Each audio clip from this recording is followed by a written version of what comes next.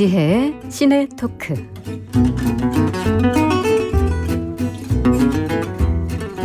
매주 금요일에는 이지혜 영화 저널리스트와 함께 키워드로 영화를 만나봅니다. 어서 오십시오. 네, 안녕하세요. 네, 제가 오늘 문화시대 오프닝 할 때 그런 이야기 했어요. 괴롭고 지칠 때 기분 전환하는 법. 해서 뭐 몇 가지 시원한 퇴근 후에 맥주 마시기 뭐 이런 것부터 시작해서 몇 개를 나눴는데, 기자님은 어떠세요? 기분 좀 가라앉거나 오늘은 좀 힘든데 그럴 때 뭐 하세요? 저는 뭐 영화 볼 때도 있고 맛있는 거 먹을 때도 있고 뭐 그때그때 다른 것 같은데 공통점은 이제 누워 있는다. 맛있는 거 먹고 눕고 누워서 영화 본다, 이 정도인 것 같아요. 마무리는 눕는 것으로. 네. 그만큼 현실이 너무 피곤하고 빡빡합니다. 자, 그럴 때 진짜 많은 분들이 그냥 현실을 조금 잊을 수 있는 영화 한 편을 많이 보시는 것 같아요. 그래서 오늘 또 저희는 그런 분들을 위해서 신작 소식을 먼저 알려드리면 좋을 것 같은데, 어떤 영화가 요즘 인기인가요? 네, 아무래도 이번 주 개봉작 중에서는 아마 많은 분들이 가장 관심을 가질 영화는 나홍진 감독의 신작이죠. 호프일 것 같아요. 이거 좀 기대돼요. 네, 이게 정말 최근에 만나기 힘든 매력을 가진 영화인데요. 일단 내용 굉장히 단순해요. 비무장지대 인근의 작은 항구 마을인 호포항에 험한 것이 나타납니다. 괴물이라고 하죠. 나홍진 감독 작품에는 험한 것이 늘 나오죠. 이 괴물이 나타나서 온 마을이 쑥대밭이 되고 이때가 지금 80년대 배경이기 때문에 뭐 핸드폰도 없고 작은 시골 마을이라서 괴물에 맞서 싸울 사람들도 없어요. 다 노인들 뿐이에요. 그래서 여기에 이제 경찰과 이제 마을에 있는 젊은 사냥꾼들 몇몇이 이 괴물에 대항하면서 살아남기 위해 사투를 벌이는 그런 이야기거든요. 내용은 굉장히 단순합니다. 네. 근데 그 괴물이라는 게 뭘까 했더니 이게 지금 장르를 보니까 약간 SF로 분류가 되나요? 네, SF 액션 블록버스터라고 할 수 있는데 이 괴물은 외계인이에요. 그래서 지구인들이 이제 감히 대항할 수 없는 엄청난 큰 힘을 가지고 있는 거대한 거인 같기도 하고 괴물 같기도 한 외계인인데요. 이 외계인에 대항하는 그런 이야기라서 코스믹 호러 장르라고도 볼 수 있을 것 같고요. 근데 영화가 특이한 것이 외계인은 굉장히 늦게 나타나요. 외계인보다는 그 외계인으로 인해서 폐허가 된 마을과 거기서 사투를 벌이는 이제 주민들이 초반에는 더 주목을 받고요. 이제 외계인의 본격적인 정체는 영화 후반부에 그런가요? 네, 드러납니다. 아니 근데 이게 어쨌든 지금 이번 작품이 나홍진 감독의 전작인 곡성이 나온 이후에 지금 10년 만인 건데 장르도 SF일 뿐만 아니라 러닝타임이 보니까 156분이에요. 그런데 후반부에 괴물이 등장한다고 또 하고, 그래서 이 시간들을 이게 거의 하루 낮 동안 벌어지는 이야기라고 설명이 나와 있던데 어떻게 연출을 해갔을까 궁금해요. 일단은 영화 초반부에 한 50분가량이 계속 추격전이에요. 그러니까 외계인은 보이지 않고 이제 외계인이 폐허가 된 자리를 이제 경찰인 황정민 씨가 연기하는 캐릭터가 계속 마을 주민들과 이제 쫓아다니면서 이 외계인이 얼마나 큰 파괴력을 가졌는지를 그 흔적을 통해서 보여줘요.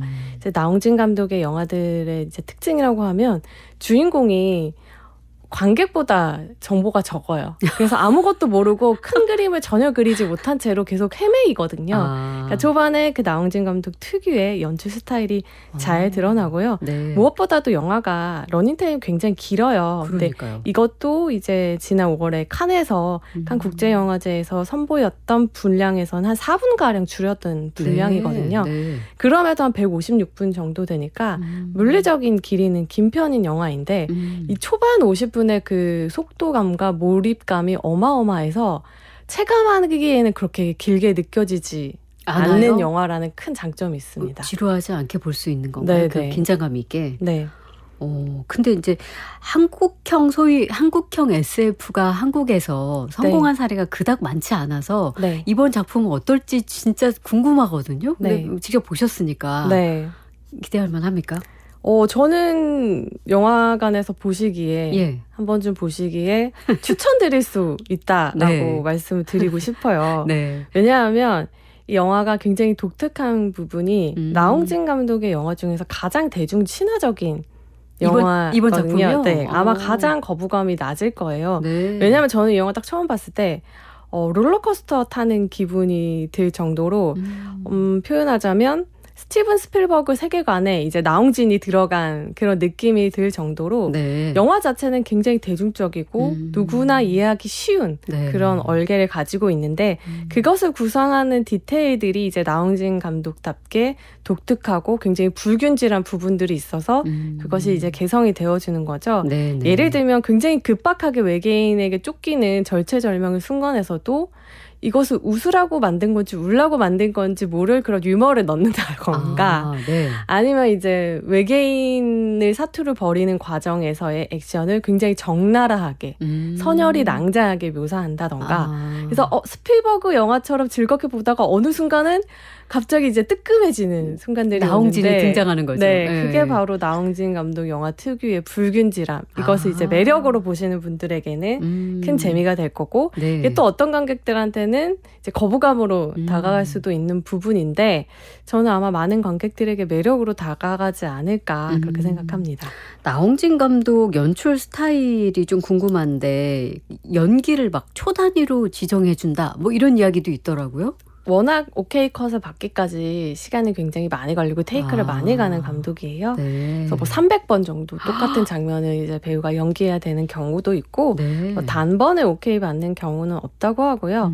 어느 정도로 이제 악명이 높은가 하면 곡성 때는 그 일본의 원로배인 쿠니무라 준님께서 연기를 하시는데 곡성에서 아쿠마로 나오잖아요. 네, 네. 이제 팬티 차림으로 이제 산을 막 뛰어다니시는 그런 고난도의 연기를 하시는데 너무 이제 나홍진 감독에 시달리고 나니까 자신의 모든 촬영이 다 종료되고 나서 실수인 척 욕을 하셨다고 해요. 실수인 척이 중요하네요. 네.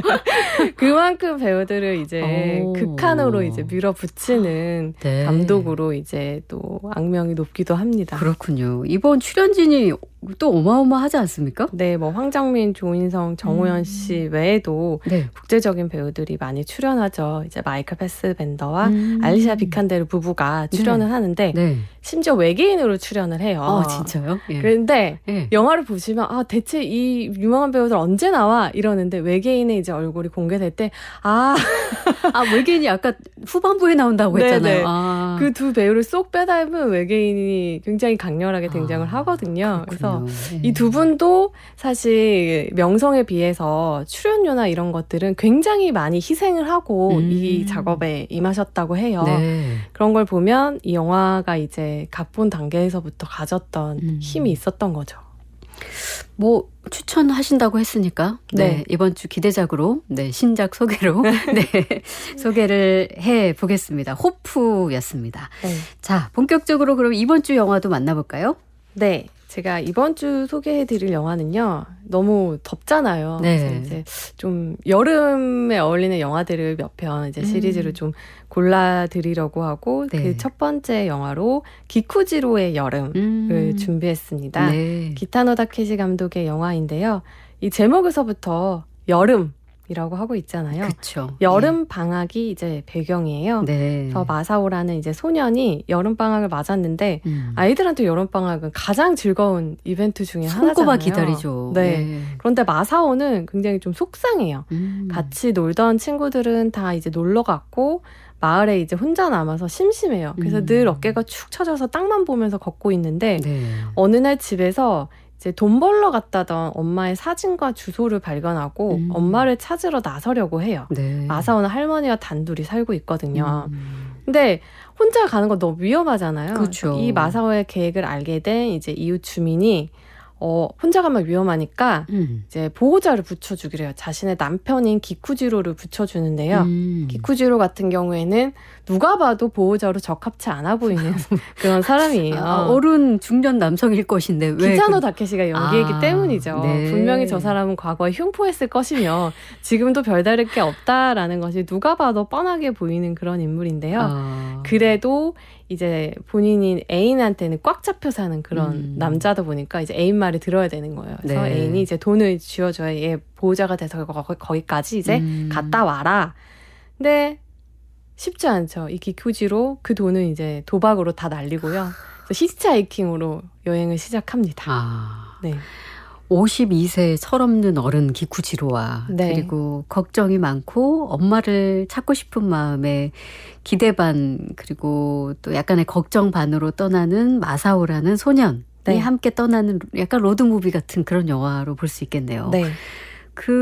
아까 기쿠지로라는 그 철없는 어른을 기타노 다케시가 연기를 했죠? 네.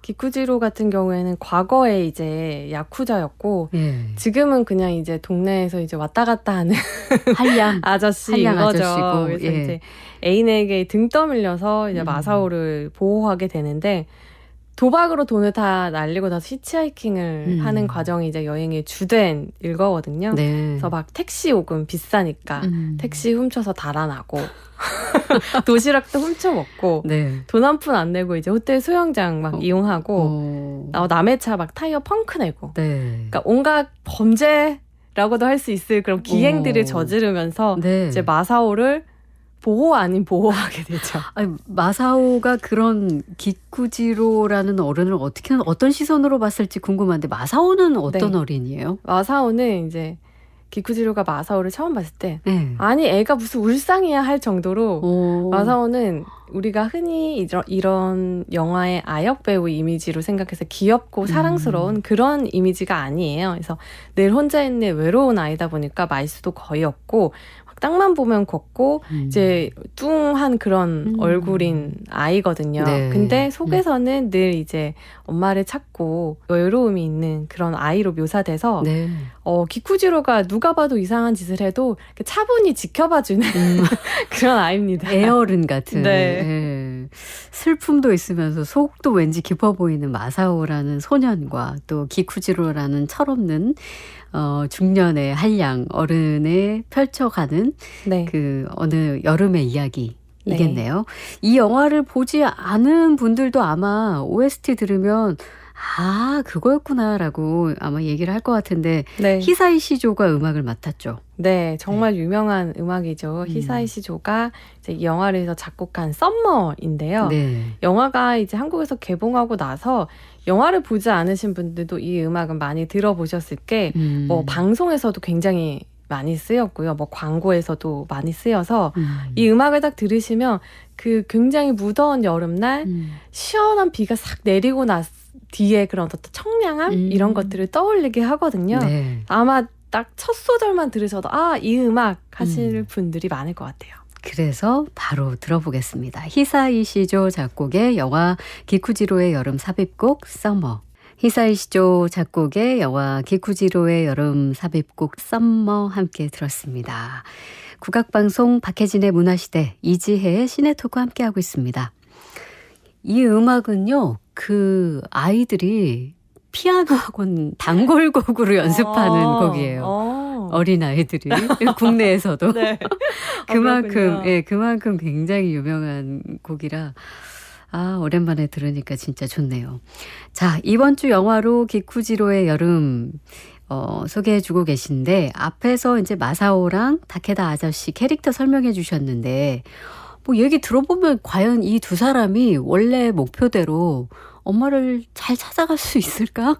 그런 걱정이 좀 되는데 네. 어떤가요?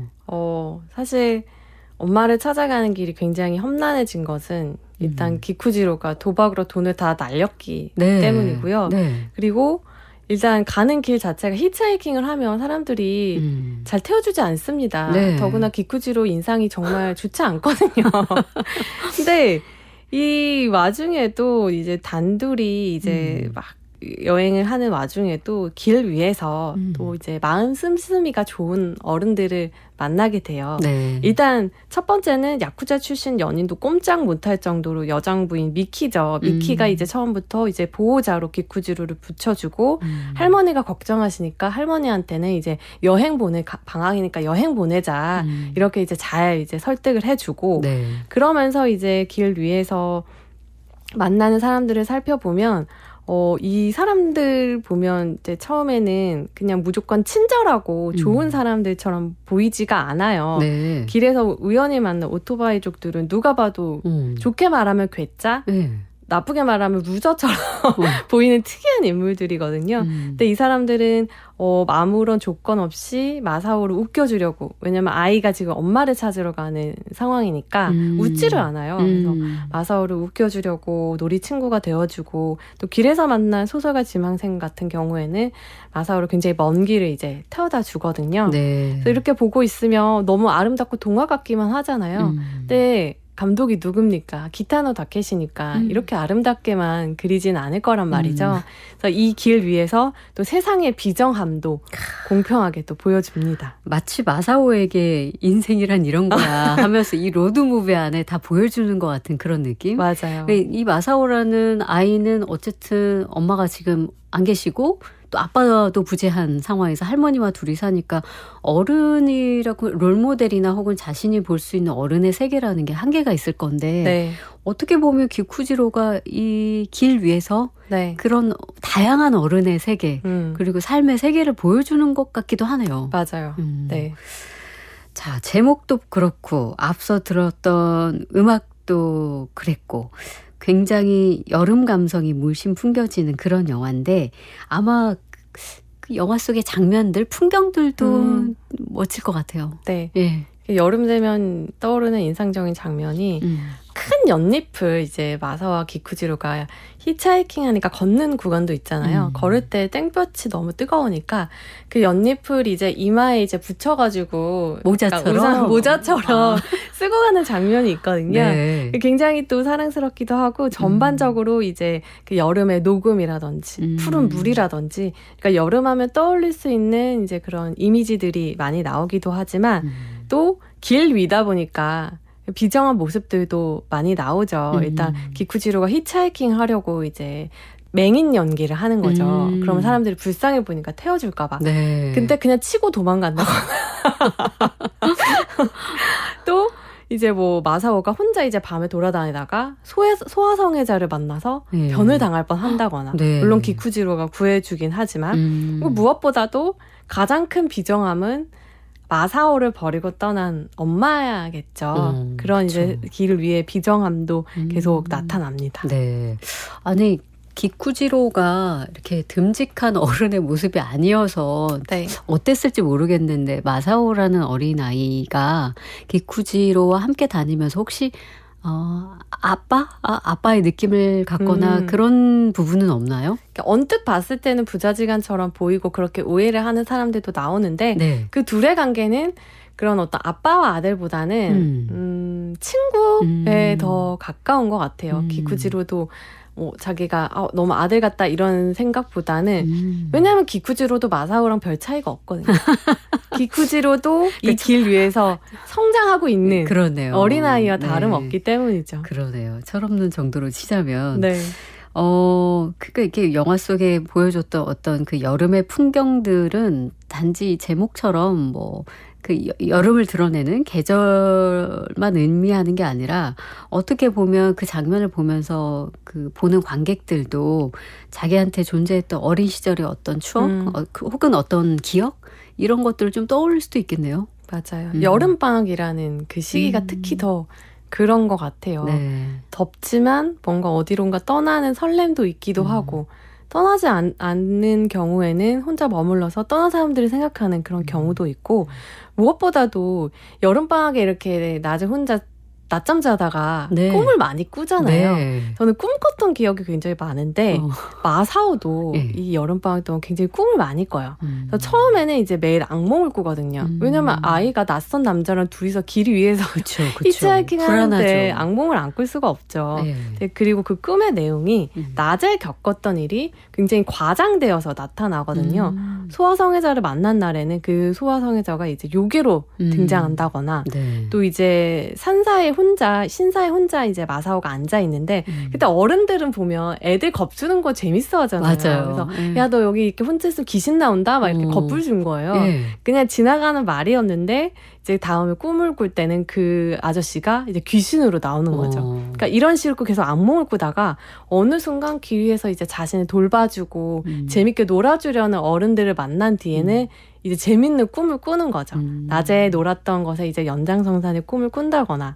그러니까 그런 걸 보면은 이렇게 좀 외양은 하나같이 수상하고 하는 짓도 좀 한심해 보이지만 진짜 어른들은 애가 앉아있으면 막 무섭게 놀리는 어른이 아니라 어떻게든 같이 웃겨주려고 하는 사람이 진짜 어른이구나 라는 걸 또 느껴지더라고요. 네.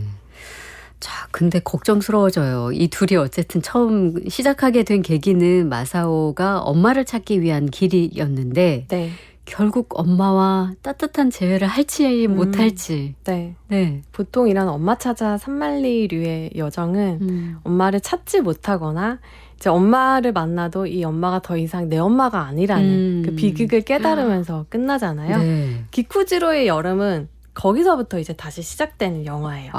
마사오가 이제 비극을 마주하죠. 근데 어쨌거나 그 비극에서 내가 슬프든 어쩌든 다시 집으로 돌아가야 된다는 큰 미션이 아직 남아있잖아요. 그렇죠. 마사오의 이야기는 아직 끝나지 않은 거죠. 그래서 마사오도 이제 더 이상 내 엄마가 내 엄마가 아니구나. 다른 아이의 엄마가 되어서 행복하게 살고 있구나. 이걸 보고 눈물을 흘리지만 대단한 것은 이제 그런 힘든 상황에서도 아이들은 항상 어른들보다 회복력이 강한 것 같아요. 금세 이제 기쿠지로는 장난치고 또 막 히치하이킹 하면서 웃어요. 그러면서 이제 진심으로 집으로 돌아가는 여정이 여름 방학다운 이제 여름 방학이 되는 거죠. 네. 이 과정에서 물론 기쿠지로가 가장 큰 힘이 되어주고요. 그러니까 결국 직접적인 재회를 해요? 아니면은 그런 장면을 멀리서 목격하고 네. 상처를 받고 그렇게 다시 돌아가는 거예요? 그거는 영화를 보시고 너무 궁금해하시는 것 궁금해요. 같아서 너무 궁금해요. 영화를 보시고 확인하시는 걸로. 이런 거 제일 궁금해 못 참겠어요. 바로 봐야겠습니다.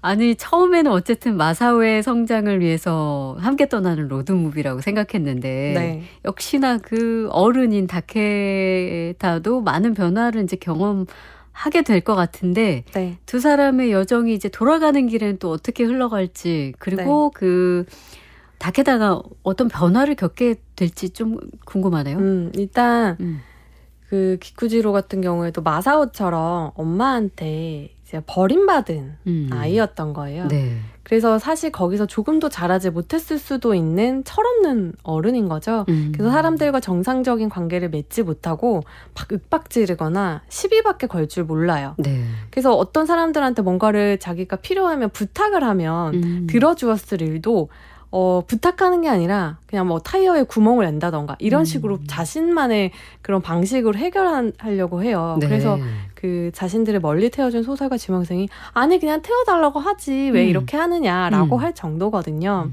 근데 이제 마사오가 자신과 같은 처지, 엄마한테 버림받은 아이란 걸 알게 되자 기쿠지로는 그렇게 소통하지 몰랐던 사람인데도 자신이 할 수 있는 최선의 방식으로 이제 위로를 해요. 네. 이제 그 천사의 종을 이제 흔들어주면서 이걸 울리면 언제든 천사가 나타날 거야 라고 하고 위로를 해주거든요. 물론 그 종은 남에게서 빼앗은 것이긴 하지만 이제 마사오를 위해서만은 마사오를 천사의 위해서 종이죠. 그렇게 달콤하고 부드러운 말을 이제 하는 거죠. 아마 그 사람의 인생에서 처음 해봤으리라고 짐작이 되는 그런 위로였습니다. 네. 아까 이 기쿠지로 연기를 감독 기타노 다케시가 했다고 했잖아요. 네. 기타노 다케시는 본인이 연출하면서 출연한 작품들이 꽤 있죠. 거의 대부분의 연출작들이 그런데요. 네. 기타노 다케시는 이제 잘 알려져 있듯이 코미디언, 뭐 화가, 배우 다양하게 활동을 하다가 자신의 영화 그 남자 흉포하다의 감독이 하차하면서 영화 제작이 무산될 위기에 처하자 연출을 자처했거든요. 네. 근데 반응이 좋지 않았어요. 왜냐하면 이미지가 워낙 안 좋았고 이때 막 음주운전 사고도 치고 막 자신의 그 불륜 사실을 보도한 기자한테 찾아가서 막 폭력을 휘두르고 해서 네. 전 국민적 밉상이었거든요. 스캔들이 많았었군요. 네. 그래서 무슨 감독이냐 막 손가락질 받았는데 첫 영화도 성공하고 내놓는 영화마다 이제 해외 칸 영화제 같은 데 초청받고 네. 하나비 같은 경우에는 베니스 영화제에서 황금 사자상을 수상하면서 이제 명실상부 거장의 위치에 올랐죠. 그러면서 좀 이제 민심이 많이 누그러진 케이스고 그 와중에 이 기쿠지로의 여름 같은 경우에는 굉장히 거친 삶, 늘 죽음에 가까이 있는 인물을 다뤘던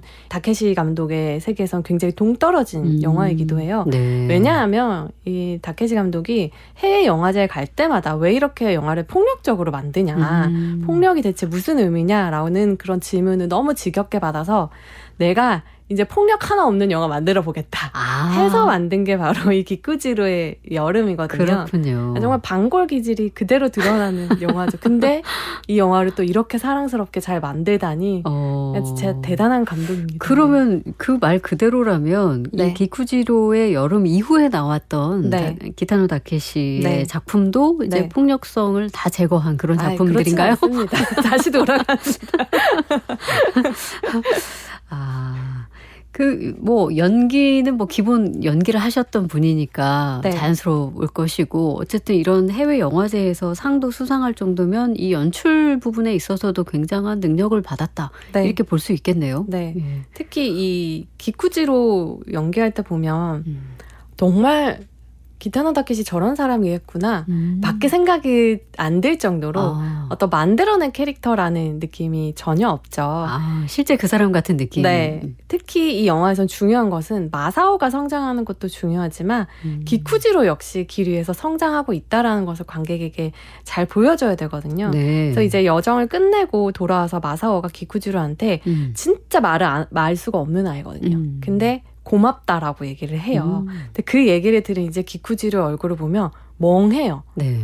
그리고 어색하게 이제 마사오를 껴안아요. 너무 어색하게 껴안아요. 그러니까 분명 이런 일이 누군가에게 고맙다는 말을 듣고 이렇게 포옹을 따뜻하게 하는 게 처음이라는 걸 잘 보여줘요. 그러니까 기쿠지로 역시 마사오와 함께하면서 본인이 늘 했던 시비나 호통 말고도 다른 소통을 배웠다라는 것을 이제 다케시의 연기를 통해서 보여주고요. 이 영화를 보면 그런 생각이 들죠. 제가 되게 좋아하는 에세이가 김소영 작가의 어린이라는 세계인데 거기에서 나온 표현을 빌려서 말하면 어린이에 대해서 생각할수록 어린이와 함께 할수록 어른들의 세계 역시 넓어진다라는 표현이 나오는데 네. 바로 기쿠지로와 마사오의 관계가 그렇죠. 네.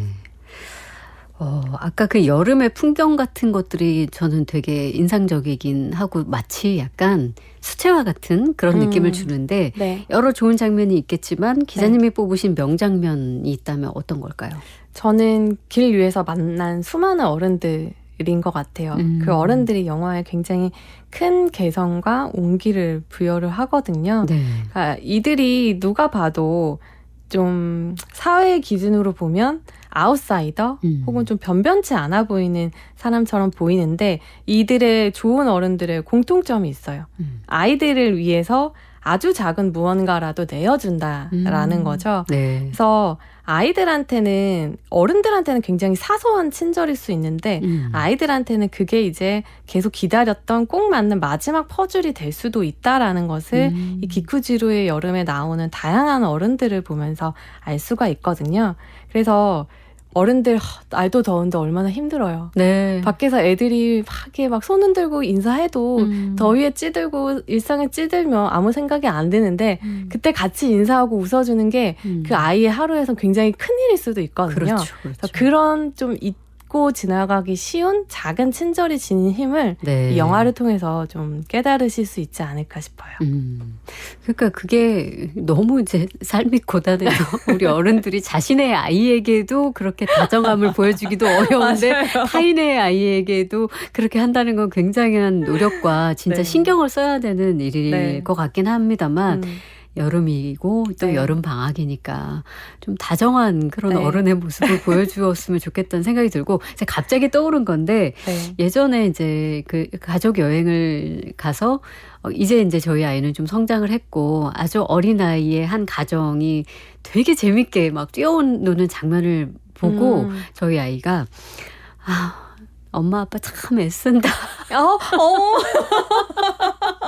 그 얘기를 너무 어른스럽네요. 그래서 제가 이제 그게 보이는 나이야? 이제 하고 깜짝 놀랬던. 근데 정말 아이 앞에서는 최선을 다해서 얼마나 힘든 일정을 막 마치고 온 그 엄마의 아빠의 모습이 네. 아름다워 보이더라고요.